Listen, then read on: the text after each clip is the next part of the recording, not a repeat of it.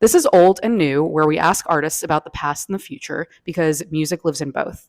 Today, we've got Quentin, aka Frumhere, aka Just Normal, here to talk about what's timeless and what's next. Let's go.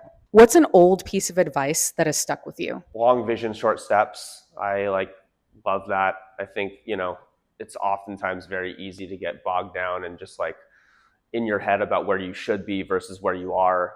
Comparison is the thief of joy. It's so easy to compare yourself to other people, whether they're colleagues or people you see on Instagram. Short steps, long vision, having that kind of tunnel vision of where you need to go, but taking the necessary, even tiny steps to get there. Yeah. What's some new advice you wish someone had told you earlier? Make music for you versus make music for other people. In my earlier days of producing and releasing music, I was very reactionary. I would release stuff, based on what I thought would perform well versus things that I had just delusional self-belief in.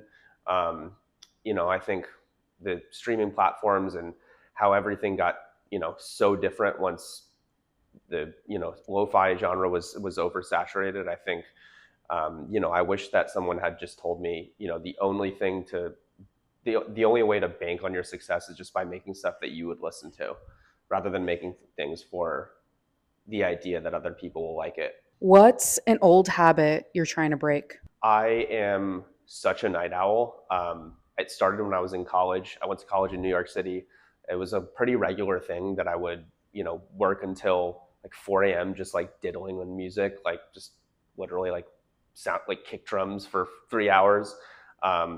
Old habits die hard. I am, married now. I have many more things to balance, and I still am such a night owl. I will, oftentimes stay up just until the morning making music, and I need to chill and take better care of myself.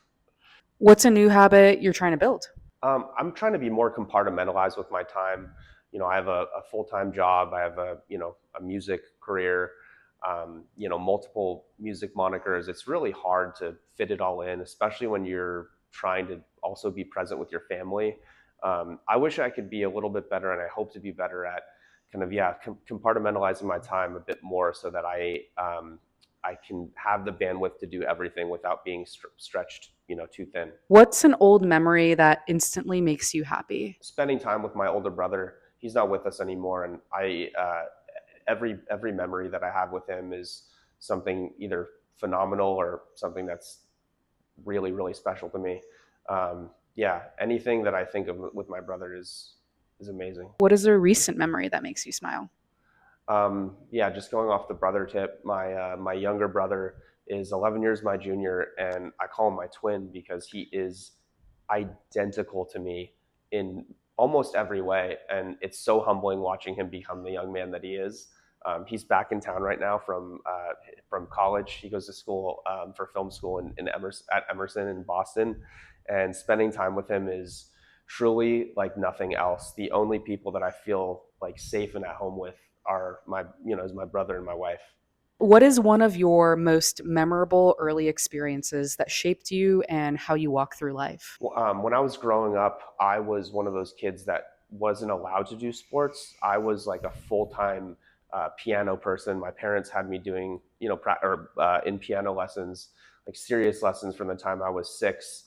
Really throughout high school, I went to the Los Angeles County High School for the Arts and majored in piano. And one of those pivotal moments was competing in a concerto competition here in LA and winning. So I had the opportunity of playing with a full symphony orchestra, and it was,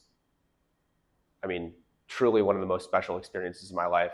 At the time, I was really young, and I don't think I got the weight of what it meant to be able to perform at that level. And now I look back and I'm like, God damn, I wish I had practiced more. My socials are all frumhere, FRUMHERE. Tap in. Thanks for having me.